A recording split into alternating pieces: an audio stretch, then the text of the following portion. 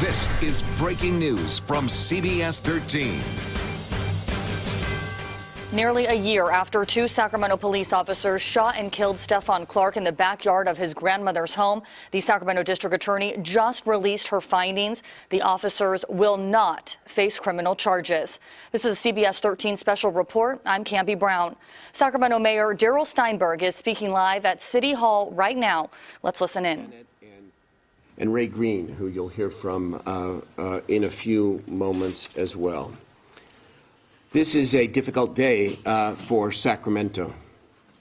I want to start by citing, if you will, parts of my own speech from last week's State of the City address down in Meadowview. I start by saying and meaning the only thing I know that matters to Stephon's family and many in our community. I am deeply sorry for what happened to Stephon. I am deeply sorry for all of the pain that will always be with you. The outcome was wrong. He should not have died. I struggle, we all struggle, with the right words and how to speak to the entire community. We listen to Stephon's family and the community say this has happened too many times, and they are right. To respond in a fair and complete way to today's announcement by the district attorney, we must be clear that the Stephon Clark case is not the first time our community and communities throughout the country have faced the situation of an officer-involved shooting where the person who died did not, in fact, have a gun. What I say to you now is less about the DA's conclusions and more about how to best prevent these tragedies from happening over and over and over again. Today, the district attorney said she focused on a single question. Did the officers who shot Stephon Clark commit a crime? Her answer was no. Our community and its leadership have different questions. Was the outcome wrong? Was the outcome unacceptable? The answer to both questions is yes. Today's announcement is not a surprise. What matters most now is what we do going forward together. Today's announcement only deepens our collective commitment to protecting the sanctity of life. Today's announcement only deepens our commitment to transformational community policing and better training. We must see the work we have been doing, for example, the relatively immediate release of video evidence, the requirement for body-worn cameras, the change in our foot pursuit policy to make that a last resort, not the first resort. Those examples and more as only the beginning, not the end. I said in my speech a week and a half ago, and I repeat today, I think police officers have a very tough job. They put their lives on the line, and at the same time, they have an awesome power to take a life. The current 100-year-old standard defining officer-involved shootings needs to change. Today's announcement only deepens my commitment to changing that long-held standard that allows officers to shoot when objectively reasonable, to a clearer set of specific rules and standards that requires officers to do all they can to prevent a potentially lethal confrontation in the first place. I will use my influence, my time, and my experience as a former legislative leader to help the parties change the standard to better protect both the community and our officers. I do not know whether a prevention standard would have changed this particular outcome, but I want to change future outcomes. We all want to change future outcomes. Today's announcement only deepens our commitment to making sustained and meaningful investments in all of our neighborhoods and our young people. You heard last week the $200 million commitment for neighborhoods like Meadowview and other neighborhoods that have been left behind for far too long. We mean to follow through with that commitment. We must come together now to ensure that this is a tipping point for our community, not a breaking point. Stephon Clark should not have died, and I again am sorry. We are all deeply sorry for the deep pain his family has suffered. If Sacramento is going to be a true beacon of equality, then every community must feel equally safe. Stephon's death must be the catalyst for the kind of change that people will look back upon and say, out of the depths of pain and anger and injustice came hope, peace, and real equity for our people.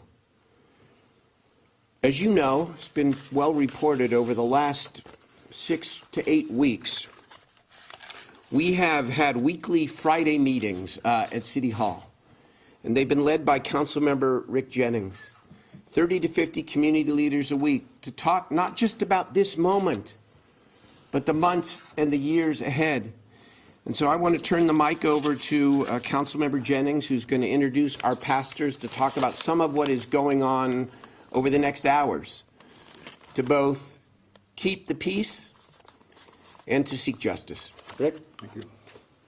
Thank you, Mayor. Thank each and every one of you for being here. And also I want to thank my colleagues for being here as well.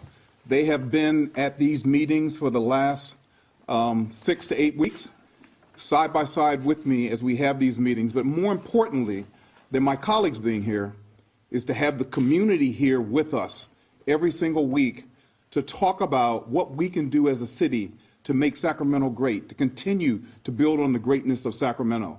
And so these have been community-led meetings.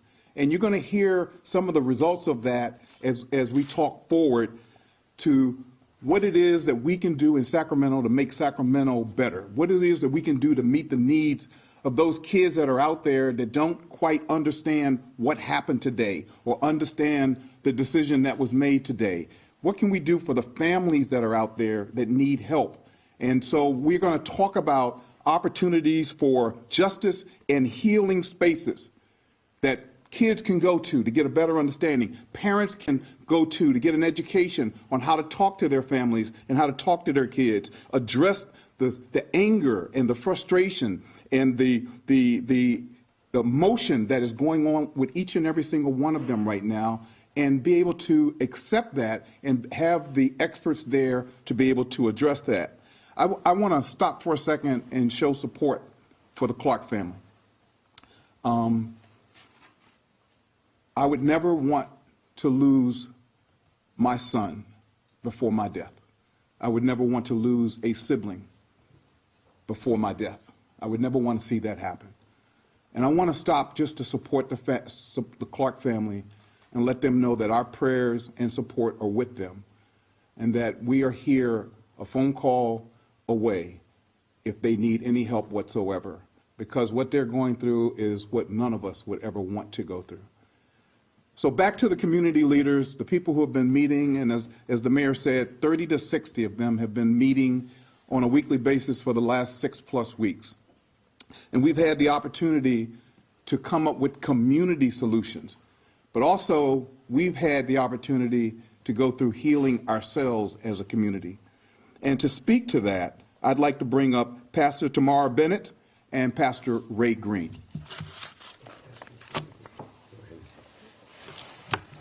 Good afternoon. I want to first give honor and appreciation to our mayor and to all of our city officials, but special honor and reverence to the entire Clark family. For the past 6 to 8 weeks, we have been meeting, and it's been a room full of community leaders, faith-based leaders, profound and powerful citizens, and we've gathered together in an effort to have healing stations or gathering places or safe zones, but it's an area where we can come together, where we can share our hurt, even our disappointment, to share our frustrations, but to also speak about policy and reform. How can we avoid this from ever happening again? The following locations are open today: Greater Sacramento Urban League, they're open from noon till 8.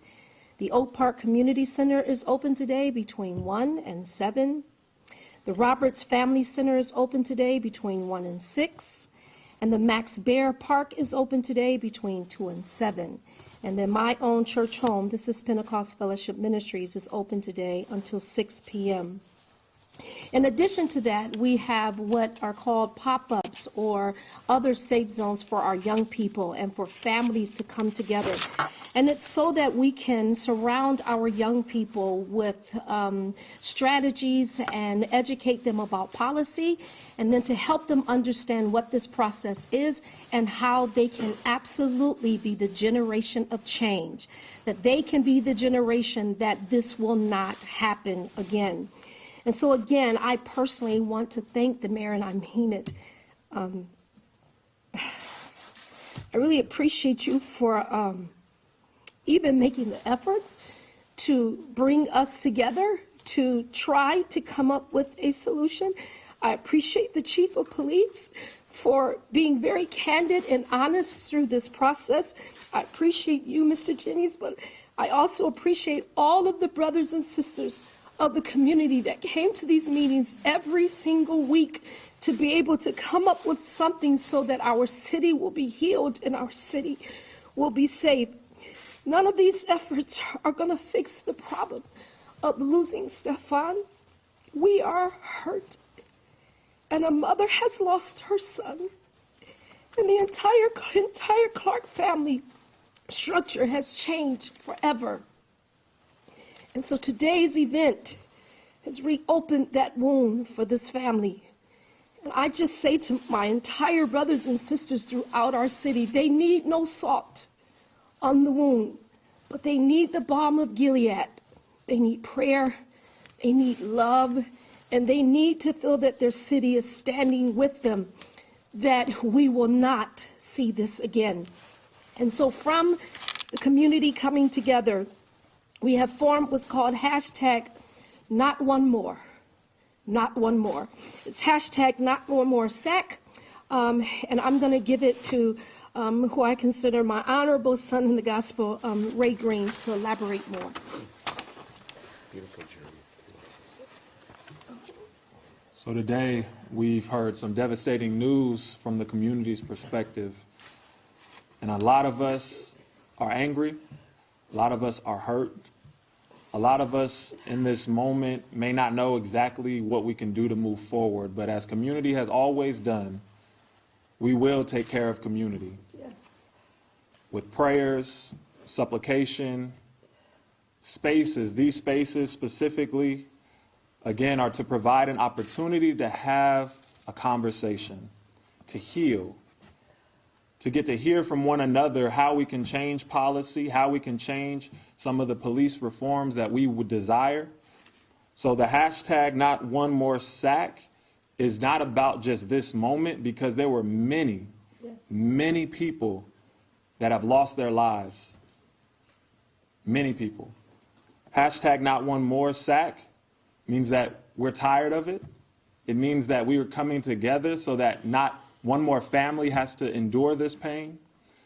Not one more community has to experience this trauma. Not one more brother has to experience the loss of their own brother. Not one more sister, uncle, auntie, niece, nephew, wife, or husband has to experience this. Not one more is not about just this moment, but it is a movement. Yes. A movement. So if you want to find out more information, again, you can hashtag not one more SAC.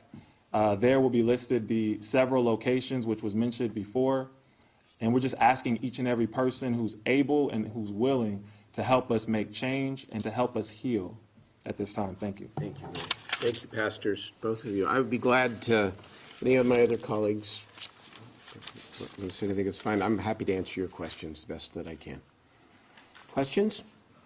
Mayor, do you think that the police officers in this case should be fired? The department, here's the process. The department has not completed its internal review. It must complete its internal review before the chief makes any kind of a recommendation to the city manager. And as you know, the city council does not have the authority, nor the mayor, to make that decision. I would prejudice, frankly, the potential and possibility of discipline if I were to comment at this point on that. And that's the truth. So what, I mean, we were talking about what we can do going forward before today. We're talking about what we can do going forward tomorrow. What's concrete? What's already been, what's concrete in the community, not just the police department, that's something that people in the community can really grab on. What's concrete, we're in the second weekend of our pop-ups. Let's distinguish the vernacular here. These are the youth activities on Friday nights. We had very few youth activities on Friday nights. Now we are committed to multiple sites throughout the entire city every Friday night, and not just till the end of June, but so long as we're here, forever, because that's what our kids deserve. You heard the pastors talk about some of the places where people can gather today. Look, I laid out a very ambitious proposal last week, a $200 million proposal over the course of the next 5 years to invest in ways we have never invested in our communities before. That ultimately is a key piece of the answer. And my colleagues and I will have the opportunity to deliberate and debate and to make those decisions in the coming months. You know, we wake up every day. I know I do, and I know it's true of my colleagues. I wake up every single day with a passion and with a feeling of urgency about what we must do to improve the quality of lives for people who feel left out, who feel disenfranchised. And, you know, it takes longer than I want it to in many instances. But we have an agenda in this city. It's a very clear agenda. It's to build this economy, but tie it directly into investing in young people and in our communities. And on the policing front, we have more work to do. It's obvious. I'm proud of the things that the chief has done, as I said last week, but we've got dozens of additional recommendations that the Attorney General has spoken to. We have a lot more work to do. And then there's this work at the state level. And I think it's very, very important. Again, everything ought to be about prevention. It ought to be about what do we do to protect the community and the officers? What do we do to prevent these kinds of confrontations? That's a long overdue debate over at the State House, and I know I'm no longer there, but I know how to walk over there.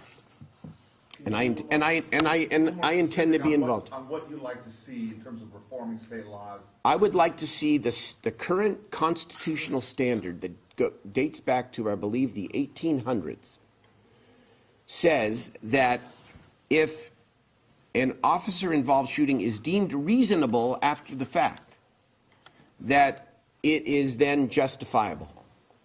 I believe that that standard needs to be changed.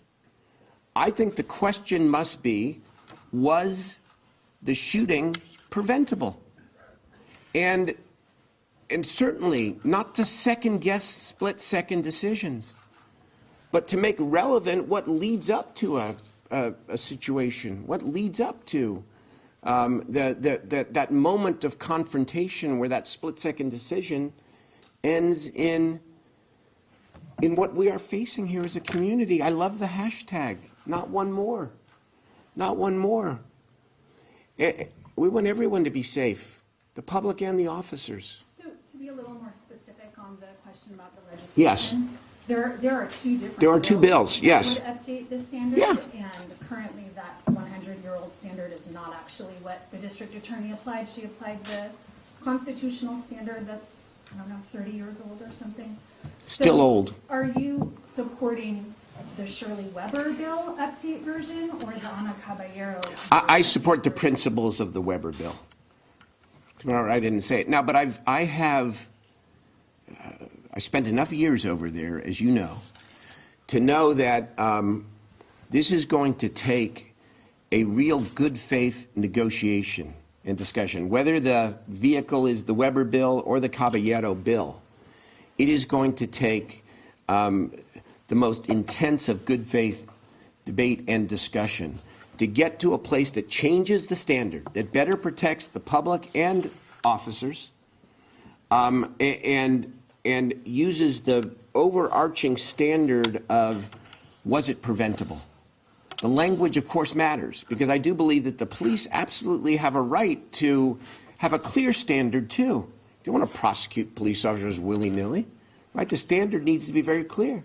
But where it could be prevented, really prevented, and yet you end up in that split-second decision that leads to this. So what's the difference between supporting a concept in the bill and supporting the bill?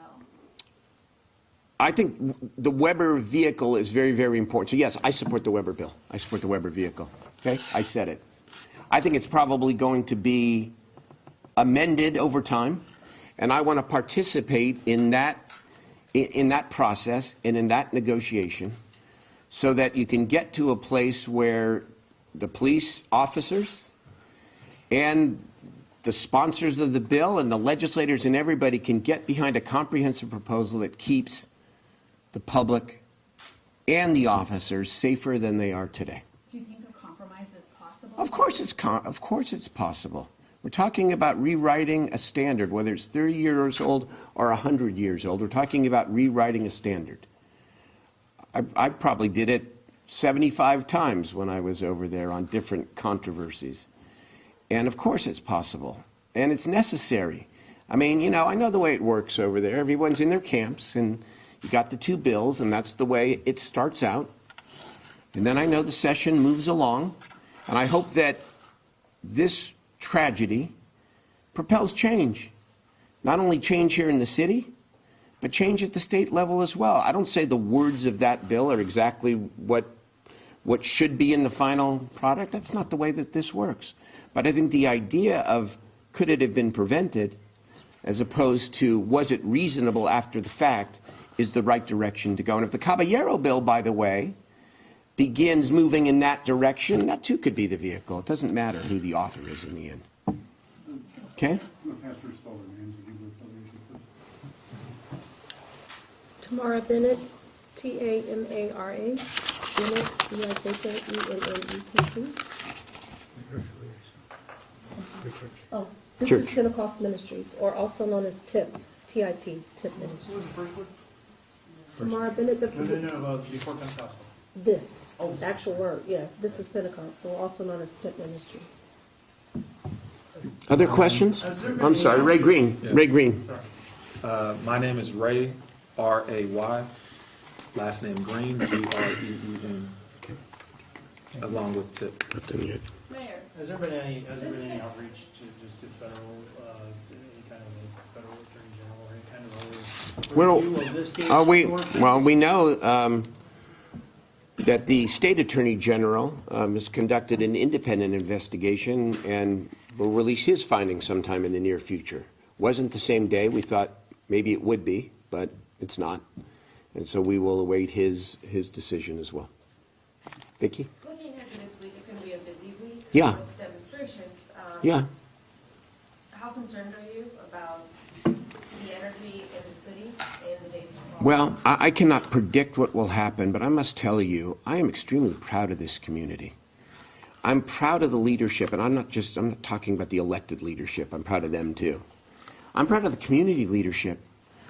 I wish everyone could hear some of the conversations that have gone on over the last couple of months about how to reconcile peace and justice, about how to heal, about how to move an agenda in this city that will speak to what underlies what brings us here today.